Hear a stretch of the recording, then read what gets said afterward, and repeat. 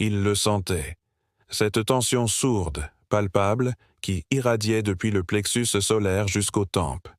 Cette impression que l'air lui-même se densifiait, se chargeait d'électricité statique, prête à craquer. Non, il ne s'agissait pas d'une simple journée difficile. C'était plus profond, plus insidieux. Un malaise diffus, une appréhension grandissante qui le suivait comme une ombre tenace. Il avait beau tenter de rationaliser, de se convaincre que ce n'était que le stress habituel, la pression inhérente à son poste, les échéances qui s'accumulaient, les responsabilités qui pesaient sur ses épaules. Rien n'y faisait. Le nœud dans son estomac restait bien ancré, les pensées parasites continuaient de tournoyer dans son esprit, l'empêchant de se concentrer, de trouver un semblant de sérénité. Il se souvenait encore de ce matin. L'annonce, laconique, brutale, tombée comme un coup près, restructuration. Le mot était lâché, froid, impersonnel, mais porteur d'une menace bien réelle. Des postes allaient être supprimés, des collègues, des amis, allaient perdre leur emploi. L'incertitude planait, lourde et suffocante. Qui serait touché? Quand? Comment? La machine à rumeurs s'était emballée, alimentant les peurs, les angoisses, les spéculations les plus sombres. L'ambiance, déjà tendue, était devenue électrique. Chaque regard était scruté, chaque parole analysée, chaque silence interprété. La confiance avait disparu, remplacée par la méfiance et la suspicion.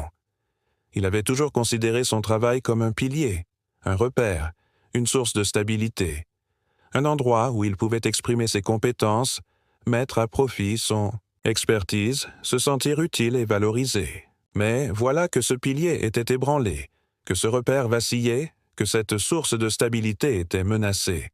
Il se sentait vulnérable, exposé, impuissant face à une situation qui le dépassait.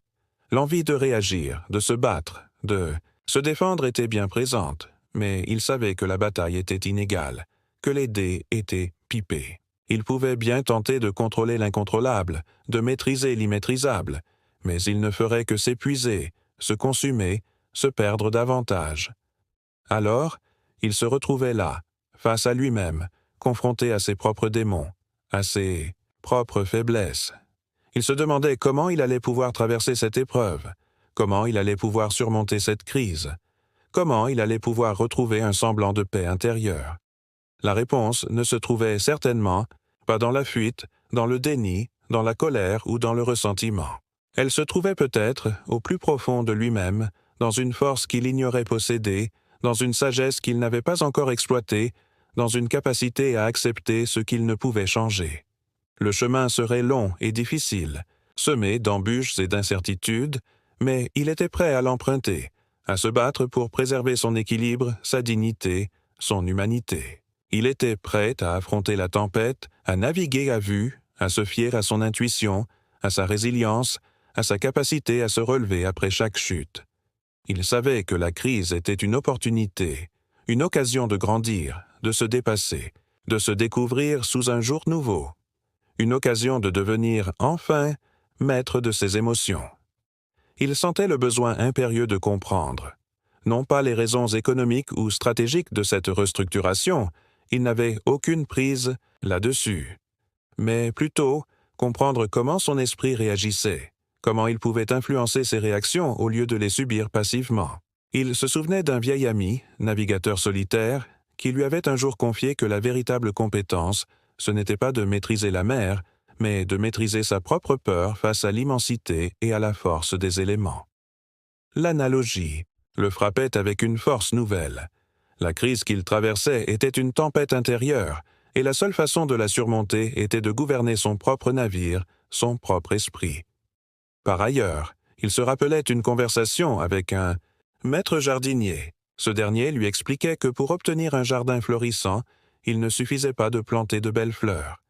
Il fallait aussi accepter la présence des mauvaises herbes, non pas en les laissant proliférer, mais en les arrachant avec patience et détermination, sans se laisser envahir par la frustration ou le découragement. De même, il devait accepter la présence des pensées négatives, des émotions parasites, sans les laisser prendre racine et empoisonner son esprit. Il devait les identifier, les analyser, les remettre en question et les remplacer par des pensée plus positive, plus constructive, plus alignée avec ses valeurs et ses objectifs. Cependant, il ne s'agissait pas de nier la réalité, de se réfugier dans un optimisme béat et naïf.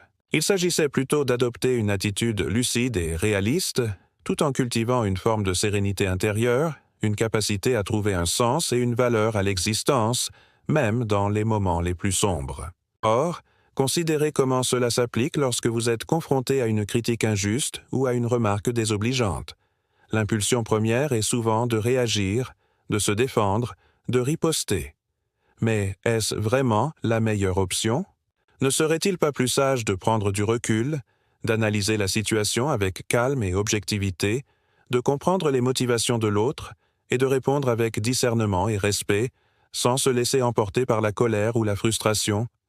En outre, il était essentiel de se recentrer sur ce qui était réellement important, sur ce qui donnait un sens à sa vie, sa famille, ses amis, ses passions, ses valeurs, autant de sources de réconfort et de motivation qui pouvaient l'aider à traverser cette épreuve. Il devait se rappeler que son identité ne se limitait pas à son travail, que sa valeur ne dépendait pas de son statut professionnel, que son bonheur ne pouvait être conditionné par des facteurs externes. Il était un être humain complexe et multidimensionnel, capable de s'épanouir dans d'autres domaines, de trouver de nouvelles sources de satisfaction et d'accomplissement. Dès lors, il pouvait aborder l'avenir avec plus de confiance et de sérénité, conscient de sa propre force et de sa propre valeur. En tissant ainsi les fils de cette réflexion, une trame se dessine, non pas comme un simple résumé des étapes parcourues, mais plutôt comme une fresque où chaque touche de couleur contribue à la richesse de l'ensemble. L'épreuve, loin d'être un simple obstacle, se révèle être un creuset, un lieu de transformation où l'acier de la volonté se forge sous le feu de l'adversité.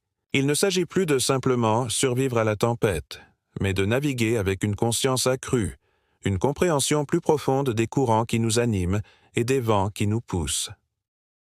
À la lumière de ces considérations, le chemin à suivre se révèle, non pas comme une autoroute balisée, mais comme un sentier sinueux serpentant à travers un paysage intérieur en constante évolution. L'acceptation, loin d'être une résignation passive, se mue en une force active, une capacité à embrasser la réalité telle qu'elle est, sans se laisser paralyser par la peur ou le regret. Elle devient le socle sur lequel bâtir une résilience, à toute épreuve, une capacité à se relever après chaque chute, à apprendre de chaque erreur, à grandir face à chaque défi.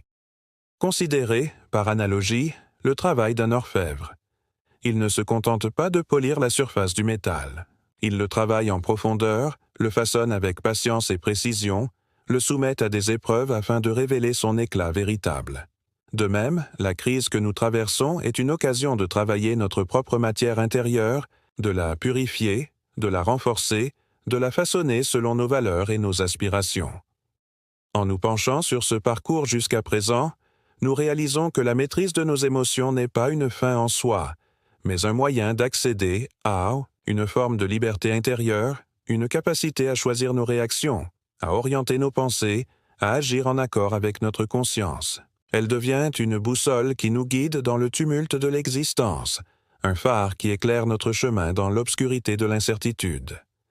Alors que nous nous apprêtons à conclure cette exploration, gardons à l'esprit que la sagesse stoïcienne n'est pas une doctrine figée, mais un art de vivre, une invitation à cultiver la vertu, à développer notre potentiel, à vivre une vie pleine de sens et de valeur. Elle est un appel à l'action, une invitation à transformer notre regard sur le monde, à embrasser notre vulnérabilité, à trouver la force dans l'adversité et à devenir les artisans de notre propre bonheur. Il se tenait au seuil, non pas d'une porte qui se referme, mais d'un horizon qui s'élargit. L'épreuve, telle une marée tumultueuse, avait certes ébranlé les fondations, mais elle avait aussi révélé la solidité insoupçonnée des piliers intérieurs. Ce n'était pas la fin d'un chapitre, mais le prologue d'une existence vécue avec une acuité nouvelle, une conscience affûtée. L'illusion du contrôle, cette chimère que l'esprit s'épuise à poursuivre, s'était dissipée, laissant place à une acceptation sereine de l'impermanence.